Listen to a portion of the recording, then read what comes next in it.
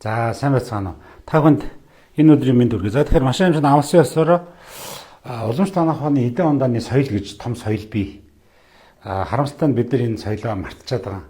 Бидний өвөг дээдс одоо Чингис хааны үе, Хувлын хааны үед идчихсэн хоол хүнсний ном сурвалжууд одоо бидэнд орчуулагдаад ирсэн, өвлөгдөд ирсэн ийм нарийн журууд байна. За тэгэхээр би та бүхэнд юу хэлэх гээд байгаа юм гэхээр монголчууд бол малын мах иддэг, хоол тэжээл дээр ийм одоо эмх цэгцгүй улсууд. Тийм учраас өвчний үеийн хоол, өвчнөөс сэргийлэх хоол, хоорондоо үл тохирох хоол нэг нэгээр нийтгэд яахчгүй мөртлөө нэг дор идэх юм бол ходоодн дотор ороод хоорондоо найраад найруулсан хор мэт болдог. Хоорондоо үл тохирох эдийн ундаа гэж бас би шингэд бэрхтээ эдийн ундаа гэж би инстаци эдийн ундаа гэдэг ийм олон хоолны соёлууд бий. Тэгэхээр та бүхэнд би энэ мэдээллийг одоо ингээд сурлаар хүргэе. За тэгэхээр мэдээж одоо цагаан сар болох гэж байна.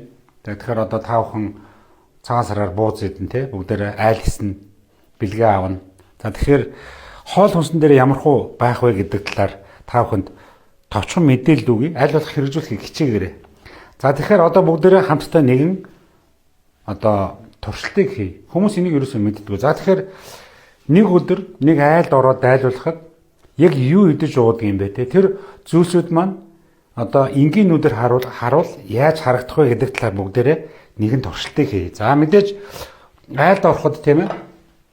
За сүйтэй цай бэлдсэн. За бид нар өнөө юм сүйтэй цай бэлдсэн. За айлд орохоор мэдээж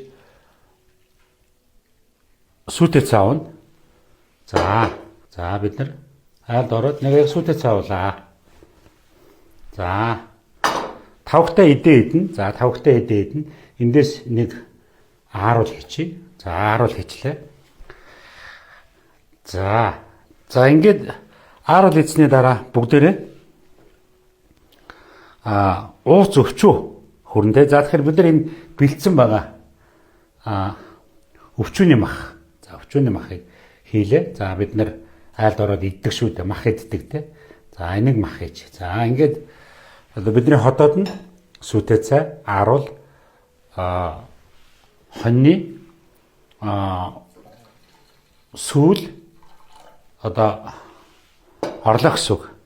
За ингээд бид нар одоо бүгдээрээ хамтдаа салаад иднэ.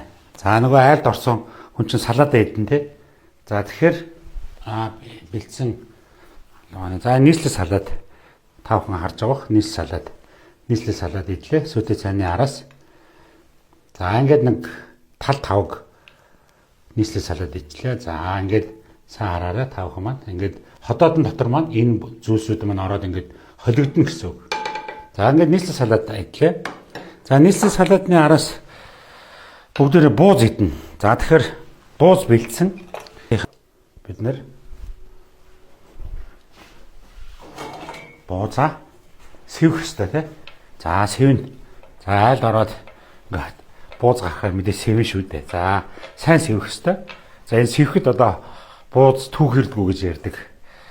За ер нь бол сэвдэг. За энэний нарийн механизм ойлголтыг бол би сайн мэдэхгүй байна.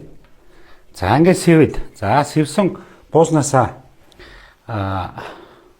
энэ бүр ингээд шахаад өрчжээ. За нэг дөрвөн бууз идэх бах тийм ээ.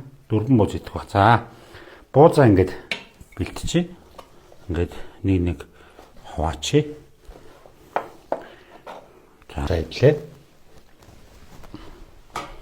Нэг гурван бууз идэн тийм үү? За сайхан амттай бууз идлээ. За ингээд идснийхээ араас бүгдээрээ за нэг хям өөрцөн иччихэ тийм үү? Хям идээд нэг өөрцөн иччихэ. За ерөнхийдөө энэ ходоод дотор л ийм зүйл болоод байна гэсэн үг. За одоо ингээд хэдүүлээ. Одоо буусныхаа араас арх хийж өгдөг. За бид нар энэ архийг бэлдсэн. За нэг орчим арх хүн гэсэн үг. За энэ архийг хуулаа. За арх уучлаа. За тэгэд яг Манайхан маань айраг уудаг. Айраг унаа гэсэн. Зэрэг аяга айраг уулаа. За ингээд бид нар бас ундаа уудаг.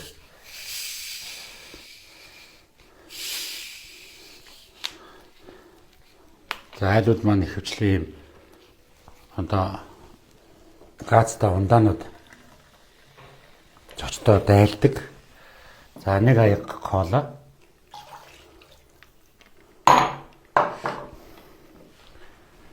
За ингээд 5 хүн саараарай. За ерөнхийдөө та бидний ходоодын дотор л нэг ийм зүйлсүүд хоримтлагдж байна гэсэн үг. Ерөнхийдөө бидний эдсэн одоо зүйлсмаар байна. Шинэ ногооны салаад. За энэс нэг жоох нэг хийчихье. За нэг 5-ыг идлээ гэж бодъё. За шинэ ногооны салаад идлээ. За ерөнхийдөө нэг тийм харахад өтгөн за хүрэн боор өнгөтэй ийм одоо уусмал болох нэ. Тэр бол алим. За бид нар энэ алим бэлдсэн. За тэгэхээр алимнаас идэнэ. За алимыг ингэж хийчихье. За араас одоо кетчуп иддэг.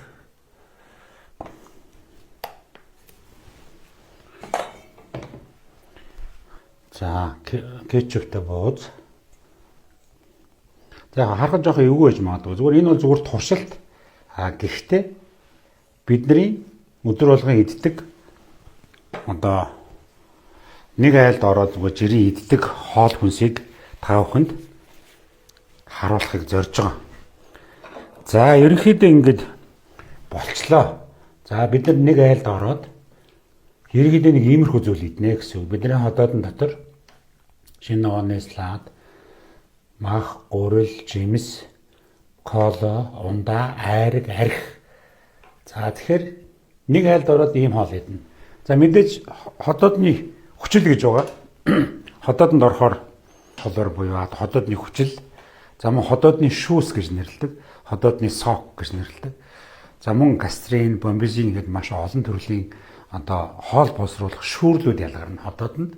Ходоодны хүчлэг орчинд энэ зүйлсүүд маань эсэлдэж, уралд орж боловсролт явагдана гэсэн үг. За тэгэхээр та бүхэн сайн анзаарсан бол манайхан сайн зажилдаггүй, хоолыг сайн зажилж идэхгүй, бүхлээр нь залгидаг. Тэгэхээр энэ туршилтаар би та бүхэнд юу хэлэх гэж байна гэхээр та цагаан сараар айлд нэгдүгээрт хоолоо сайн зажилж идэх хэрэгтэй. Хоёрдугаарт нэг доор идж байгаа хоолуудаа маш сайн анхаарна. Аль болох одоо мах, өөх, ундаа, кетчуп те за мөн одоо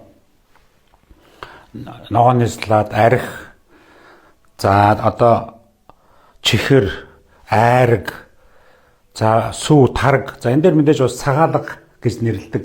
Сар шинээр бас цагаалга буюу будаа бэлдсэн одоо бэрээсээ будаа бэлддэг. За тэгэхээр ерөнхийдөө бүгдээ энийг харлаа.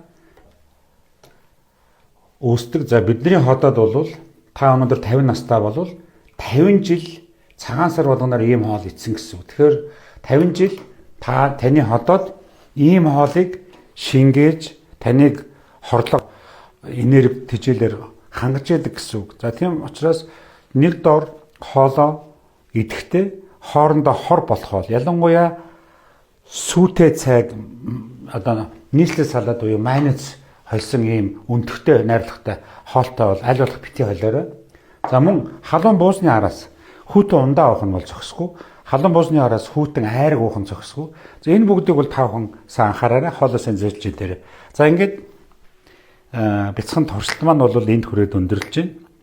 Хоол хүнс бол шинжлэх ухаан. Тэгэхээр та хоолыг хэрхэн яаж эзнээс шалтгаалж таны улаан ходоод улайлт шарх үүсэх, за мөн одоо нарийн бүдүүн гэсэнд ургацэг үүсэх, цөс өтгөрөх, цөс чулуучих гэд маш олон өвчнийг үүсгдэг. Түүнээс гадна энэ өөх мах ихтэй хоол тэжээл маань судсыг одоо хатууруулж, элгийг өөхлүүлэх, зүрхийг өөхлүүлэх үндсэн шалтгаан болдог юм аа. Тэгэхээр айл гэрийн эзэгтэй нар эмэгтэйчүүд гэр орныхондоо хүүхдүүдтэй нөхөртөө, аав ээжтэй одоо эрүүл мэндийн мэдлэгтэй, хоол хүнсний, уламжлалт анаахны хоол хүнсний мэдлэгтэй байж иж энэ одоо та гэр бүлийнхнийг аврын шүү, урт удаан наслуулна шүү гэдгийг бол хэлмий.